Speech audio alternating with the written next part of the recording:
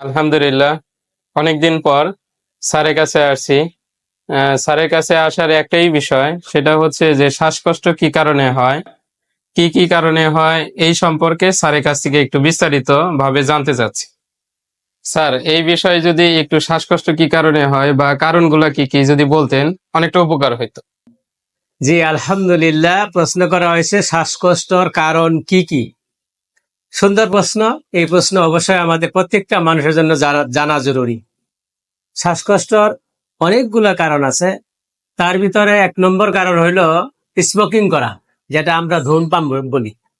ধূমপানটা আমাদের শ্বাসকষ্টের জন্য সবচেয়ে বেশি কারণ, যা মেডিকেল ভাষার মধ্যে, মেডিকেল বই পুস্তকের মধ্যেও সব সময় 1 নম্বর অধিকার স্থান করে আছে হলো এই স্মোকিং করা। যারা আমরা ধূমপান, যারা আমরা বিড়ি সিগারেট খাই, এদের জন্য হইলো এইটা 1 নম্বর কারণ।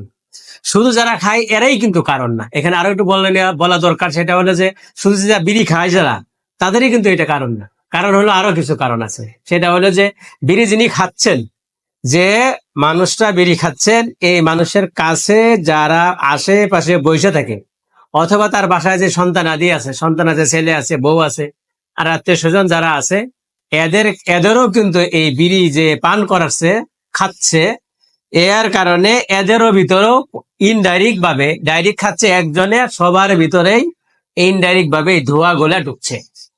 এই ধোঁয়া গোলা ঢোকার কারণে এদেরও এরকম হয়েছে। তার কারণ হইলো, যখন 30 বছরের রোগী যখন সিওপিডি তে পাওয়া যায়, সিওপিডি হইলো ক্রনিক অবস্ট্রাকটিভ পালমারি ডিজিজ।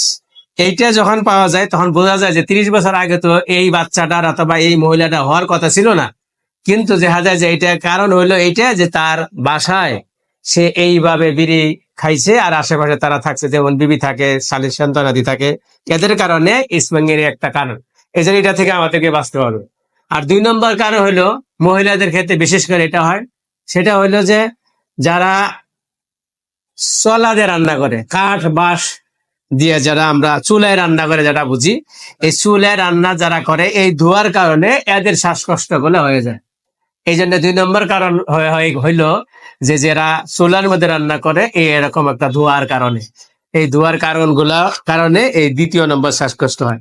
এখন বোঝা গেল ধোঁয়া আরো কি হইতে পারে। আরো ধোঁয়া আছে আমাদের দেশে, যে অনেকগুলো গাড়ি চলে, ইটের ভাটার ধোঁয়া গুলো আছে, রাস্তাঘাটের যে ধোঁয়া গুলো আছে, এই ধোঁয়া গুলার কারণেও এই শ্বাসকষ্ট রোগ হতে পারে।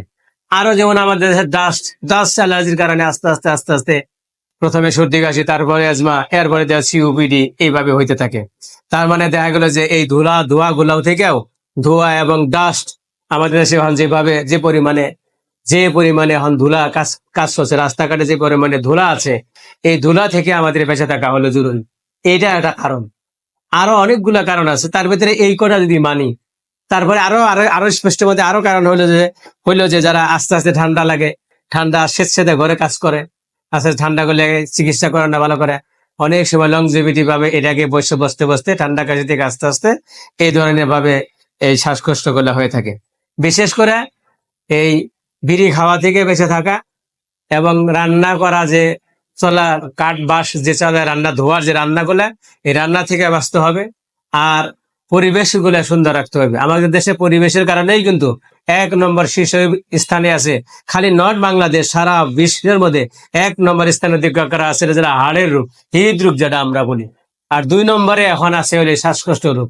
আমি মনে করি, যেটা ভাবি আমি, যেটা এইভাবে যদি আমাদের দেশে এরকম এই দূষণীয় বায়ু প্রচলিত হয়ে থাকে, বিড়ি খাওয়া ওপেন হয়ে গেছে, চার দোকানের কথা যদি বলি, একজন চার দোকানে খায়, 8 জন বসে চা খায়, একজন বিড়ি খায় আর 8 জনে চা খাইতেছে, বা এরকম কিছু কম বেশি, সবারই এর কারণে একইভাবে খাইছে একজনে, সবার মুখে এই ধোঁয়া ঢুকতেছে।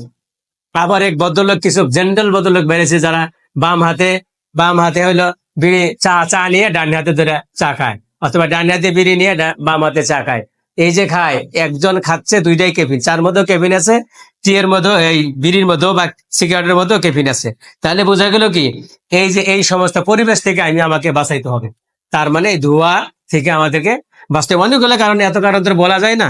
আলহামদুলিল্লাহ, যদি এই কটা থেকে মোটামুটি বাঁচি, তাহলে শ্বাসকষ্ট থেকে আমরা বাঁচতে পারবো এবং ম্যাক্সিমাম অনেকগুলো কারণের মধ্যে এই কটা এই কারণই হলো বিশেষভাবে উল্লেখযোগ্য শ্বাসকষ্টের কারণে। আশা করি প্রশ্নের উত্তরটা বুঝতে পারছেন। আল্লাহ হাফেজ। আলহামদুলিল্লাহ। স্যার আসলে যেভাবে কথাগুলা বললো, আসলে এই বিষয়গুলো আমরা ওরকম ভাবে মাথায় নিই নি, যে আসলে কি রকম সিগারেটের ধোঁয়া একজন খাচ্ছে, হ্যাঁ আমি খাচ্ছি না এটা ঠিক আছে, কিন্তু অপর ভাই যে খাচ্ছে আমার সামনে দিয়ে যাইতেছে, ওই ধোঁয়াটা আমার নাকে যাচ্ছে। এই কারণে একটা স্যার যে কারণটা বললো আসলে চমৎকার।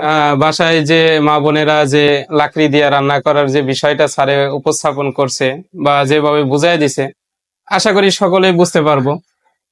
আমিও এরকম ভাবে ভালোই বুঝতে পারছি। আদর্শ ভাব হইলে কিন্তু আহ, এই বিড়িগুলা এই সন্তানের জি সামনে বা বিবির সাথে জি জি খাওয়া যদি যারা সচেতন নাগরিক বা এরকম যারা আদর্শবান ব্যক্তি, তারা কখনো এরকম ভাবে ওয়াইফের সামনে বা ছেলে সন্তানের সামনে কখনো এরকম সিগারেট খাবে না। আশা করতেছি যে ভাইরা এরকম ভাবে এই ভিডিওটা দেখবেন, তারা আমার জন্য নয় সকলের জন্য এটা কার্যকরী। ধন্যবাদ।